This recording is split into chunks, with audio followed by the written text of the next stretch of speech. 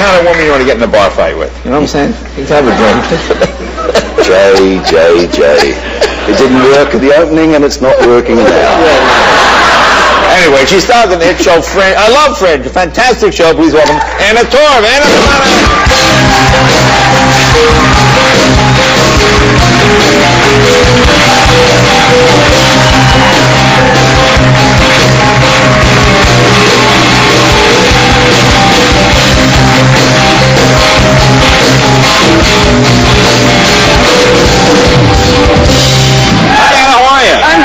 Thank It's nice to meet you. I was telling the audience before, I was stunned, the shocking secret, because I watch you every week on the show, and then I found out you're actually from Australia. That's a phony accent you're doing. Oh! What's that?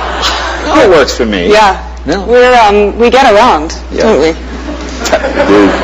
Have you guys crossed paths? Do you know? We have. I didn't know if you would remember. Yeah. Well, years ago. I don't know if you ever know the real story behind that. Well, I know my story, and I was so green and so nervous, and I went in and auditioned for Russell and with Russell. Well, we didn't have an audition, we met in a park. No, we went and auditioned first, and then I thought, and you always when you finish an audition, you sort of think, oh, I don't think I did very well, I don't know what to do, and I'm Australian, and met my friends at the pub after, and sort of, had a few that evening.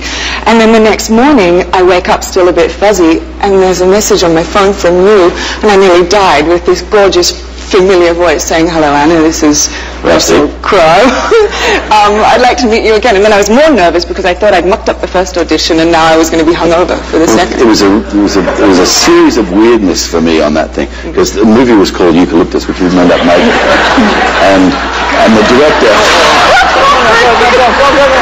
You two have a lot of catching up to do. Really, go and get in the bar fight. Well, me and Anna have a chat. So go ahead. So now, what is your version? Well, no, the director called me and she said, you have to go and meet Anna in the Botanic Gardens, and you have to tell her she's got the role. Oh. Right? And I'm like, why should I do that? That's your gig. You're the director. And she's like, that's what I need you to do. I want to create a bond of trust between the two of you, and that's what you go and tell her she's got the role. So I went, and we were sitting in the park, and just that sort of instinct, I was like, I'm not going to say that. It just doesn't feel right that I should say that, right? So we had a nice little chat and what have you. See you soon. I go back home to get a message from the director saying, I've changed my mind. Now I need you to call her and tell her she hasn't got it. It's just some kind of control bollocks that was going on. I didn't know any of this. Well, 5 weeks later, the director quits the job, and all things falls apart, and I get the blame for everything, so whatever. Moving right along. Well, there you are, exactly. So, all right. How about the Rabbitohs, huh?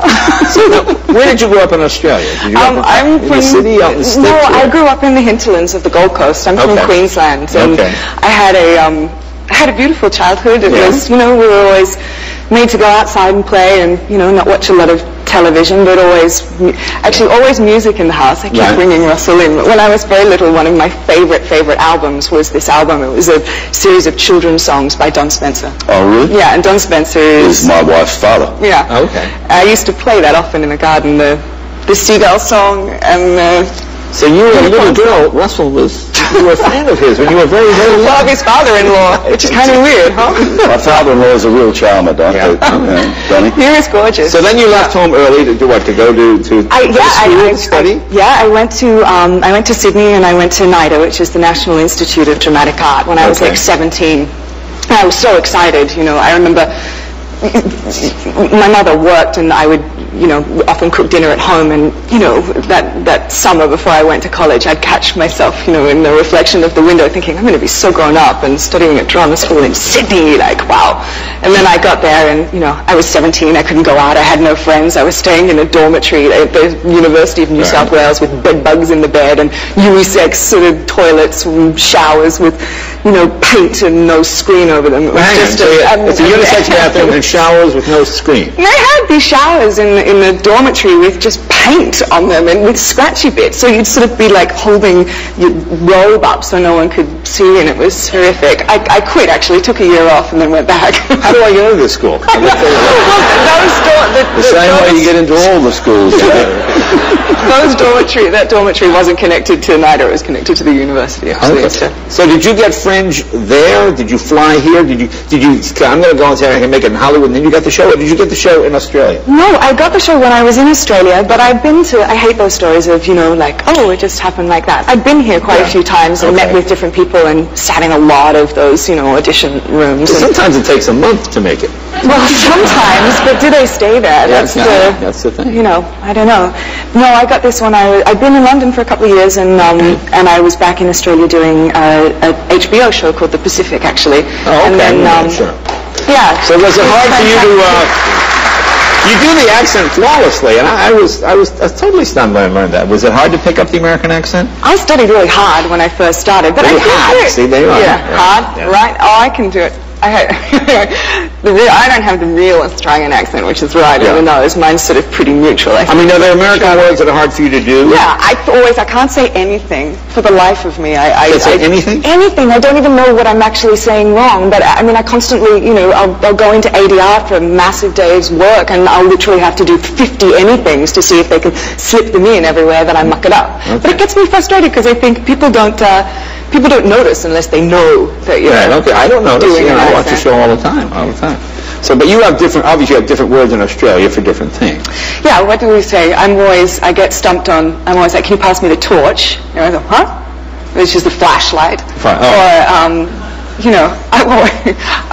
I always say, oh God, there's no rubbish bins around. Rubbish bins? What? Yeah. Yeah, it sounds better. Okay. Laboratory. The batteries are flat. Right. The batteries are dead. Now you're playing two characters on the show, right? Yeah. See, in America, this is the classic evil twin episode. This goes back to the early David Hasselhoff, where they had the evil twin episode. And now, I watch this, and so there's like an evil you and a good you.